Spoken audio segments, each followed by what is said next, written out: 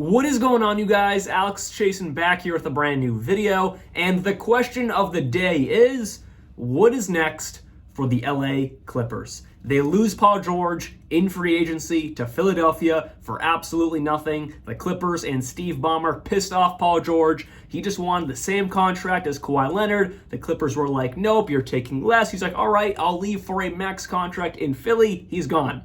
If you want to hear my full opinions on that, I'll put the link up top to that video. But today I want to discuss what is next. They lose Paul George, no sign and trade, nothing in return, no opt-in and trade, nothing. He's gone for free. They lose a superstar All-NBA talent for nothing.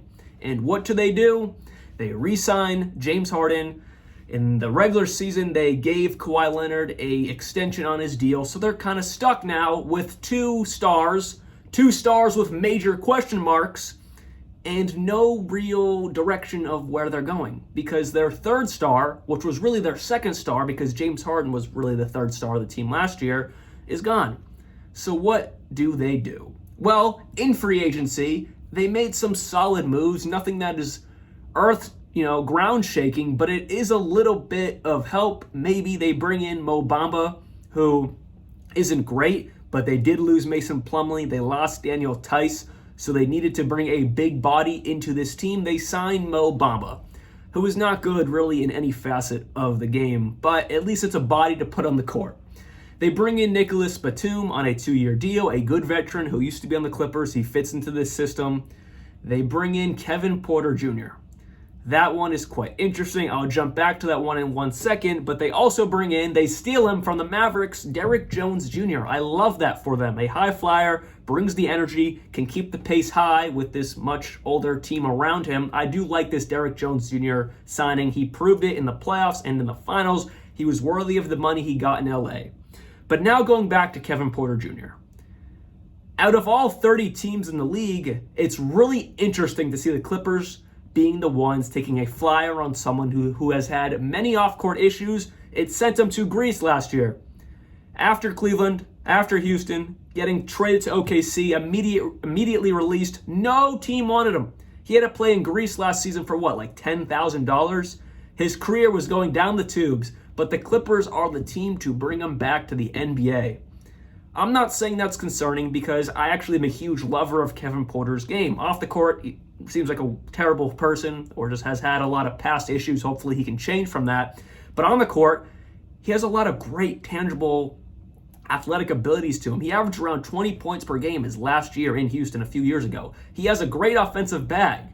But it's just interesting how the Clippers are the ones taking a flyer on him. I just think taking a flyer on an unstable guy off the court like KPJ, with already an unstable team with Kawhi Leonard injury issues, James Harden playing up and down all the time in his later stages of his career, I just think it's kind of weird to bring him into this system. I think you should get guys who are surefire locks to have good contributing nights most games. So that is a little weird. So to me, it kind of points to the direction that they don't really know what they're really going to do this year. But anyways, those are their free agent signings. That's kind of a little bit of up-to-date of what their roster is looking like with some new guys on the team. Next, what are they even capable of this year? I mean, Kawhi Leonard is such a major question mark that he just left Team USA. I'm sure the Clippers told him to leave Team USA. He's not playing in the Olympics. He was supposed to play in the Olympics, but he left. Derek White is now his replacement, and I'm assuming it's because of his knee problems. Ever since he's gone to LA, he has had knee or just overall injury issues ever since he's been there. So let's just say all the injury concerns with Kawhi Leonard just disappear, which I don't think they will disappear. But let's just say they go out the window and they disappear. A possible starting lineup next year for the Clippers can look like James Harden, Terrence Mann, Derrick Jones Jr., Kawhi, and Zubac. On paper, that's a pretty solid starting five. And then off the bench, you have Norman Powell, Amir Coffey, Russell Westbrook. They're probably going to trade, so Russell Westbrook probably won't be there. You have Mo Bamba, Chris Dunn, Kevin Porter Jr., I already said Amir Coffey. PJ Tucker, they're probably also going to trade. Point being, besides PJ Tucker and Westbrook, who probably won't be on the team, the rest of those guys are pretty solid role players off the bench. But if Kawhi Leonard is out of the equation, James Harden bumps up to being your number one star, it doesn't matter what the rest of the team is looking like. You are screwed. You are screwed. So you're relying on Kawhi Leonard to be healthy. That's really what it comes down to. And I just don't think he will be. I don't think his situation is going to get any less serious as he gets older. James Harden, last year, he had some moments where he looked like the old James Harden. In the back end of the season, he looked like this new James Harden that just shouldn't really be playing tons of minutes. So what version of both of them are we going to get this year? Who knows? There's just so many question marks, and it makes it all worse knowing you don't own your own first-round pick until 2030. And pretty much everyone on this roster, it's going to be really hard to get really anything valuable in return. Kawhi Leonard, his contract is a lot of money.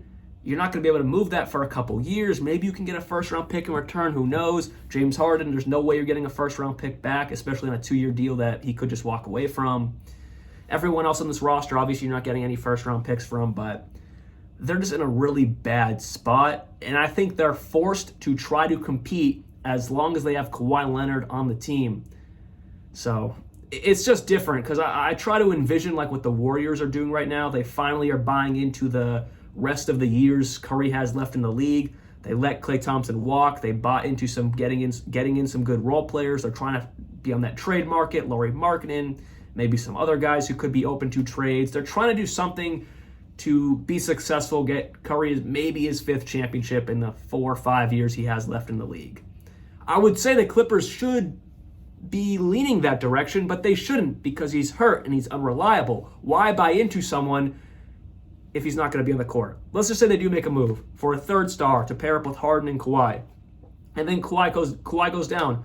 Well, they're back to what they already had last year with PG-13 and James Harden when Kawhi was out. So it's just really hard to figure out what the Clippers should do when you have such a unreliable superstar. When Kawhi is healthy, he's easily a top 15 player in the game.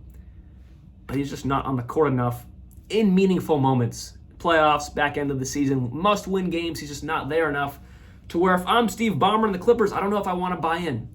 I think I could be okay with just getting good, valuable role players around Kawhi, James Harden for the next couple years and just kind of ride it out. Maybe get that 6th, 5th seed. Most likely probably a play-in team. But I think that's really the avenue you have to go with because I don't think it's worth giving up more assets, future assets, than you already should be giving up. I'm glad I'm not Steve Ballmer. I'm certainly glad, and I mean this with no insults, I'm glad I'm not a Clippers fan because they are literally stuck. They can't move Kawhi, too much money, too many years left, too many unknowns.